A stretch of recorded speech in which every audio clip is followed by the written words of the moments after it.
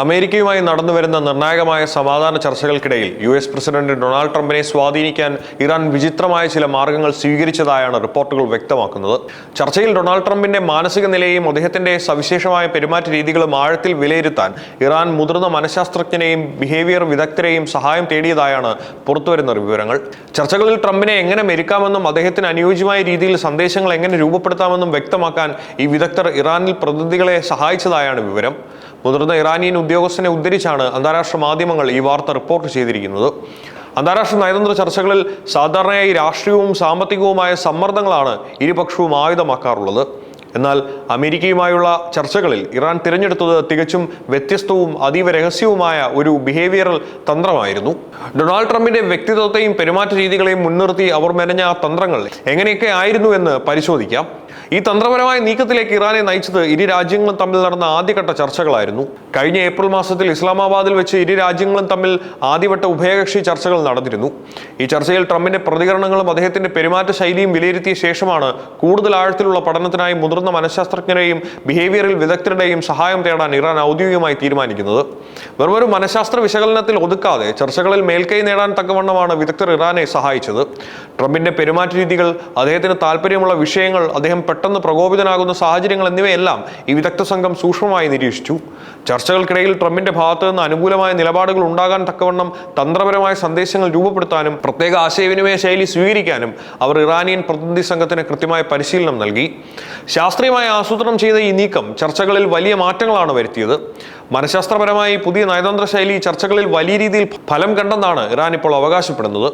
വിദഗ്ധർ നിർദ്ദേശിച്ച രീതിയിലുള്ള ആശയവിനിമയ ശൈലി നടപ്പിലാക്കിയതിനു ശേഷം മുൻപത്തേക്കാൾ ഇറാനിൽ നിന്നുള്ള നിർദ്ദേശങ്ങളോട് ട്രംപ് കൂടുതൽ അനുകൂലമായും ശാന്തമായും പ്രതികരിച്ചതായാണ് പുറത്തുവരുന്ന റിപ്പോർട്ടുകൾ വ്യക്തമാക്കുന്നത്. ശത്രുവിന്റെ മനസ്സറിഞ്ഞ് കരുക്കൾ നീക്കുക എന്ന തന്ത്രമാണ് ഇവിടെ ഇറാൻ വിജയകരമായി പയറ്റിയത്. ഇറാൻ വളരെ രഹസ്യമായി നടപ്പിലാക്കിയ ഈ മനഃശാസ്ത്ര നീക്കങ്ങൾ കേവലം ഒരു തന്ത്രം എന്നതിനപ്പുറം ആഗോള രാഷ്ട്രീയത്തിൽ വലിയൊരു ചലനമാണ് സൃഷ്ടിക്കുന്നത്.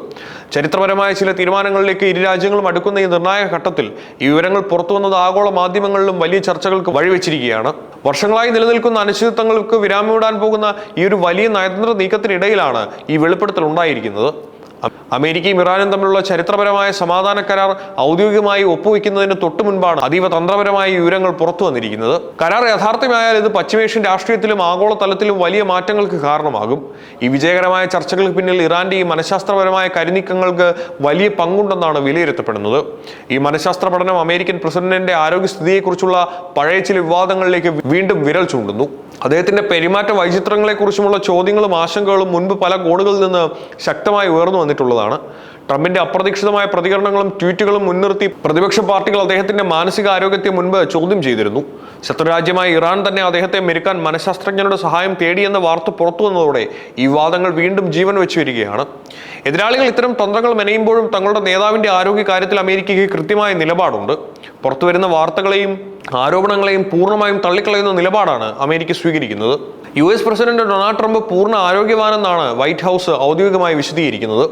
കൃത്യമായ ഇടവേളകളിൽ നടത്തുന്ന അദ്ദേഹത്തിന്റെ മെഡിക്കൽ പരിശോധനാ ഫലങ്ങൾ ഇത് സാക്ഷ്യപ്പെടുത്തുന്നുവെന്നും വൈറ്റ് ഹൗസ് വക്താക്കൾ വ്യക്തമാക്കുന്നു. എന്നാലും ഒരു വിദേശ രാജ്യം തങ്ങളുടെ ഭരണത്തലവനെ സ്വാധീനിക്കാൻ ഇത്തരമൊരു ശാസ്ത്രീയ മാർഗം സ്വീകരിച്ചു എന്നത് അമേരിക്കൻ രഹസ്യാന്വേഷണ ഏജൻസികളെ പോലും ഇരുത്തി ചിന്തിപ്പിക്കുന്ന ഒന്നാണ്. പരമ്പരാഗത രാഷ്ട്രീയ ചർച്ചകൾക്കപ്പുറം എതിരാളികളുടെ മനഃശാസ്ത്രം അറിഞ്ഞ് കരുക്കൾ നീക്കുന്ന ഇറാന്റെ ഈ ശൈലി നയതന്ത്ര ലോകത്ത് പുതിയൊരു ചർച്ചാ വിഷയമായി മാറിക്കഴിഞ്ഞു. വരാനിരിക്കുന്ന സമാധാന കരാറിൽ ഈ മനഃശാസ്ത്ര നീക്കങ്ങൾ എത്രത്തോളം പ്രതിഫലിക്കുമെന്ന് വരും ദിവസങ്ങളിൽ വ്യക്തമാകും.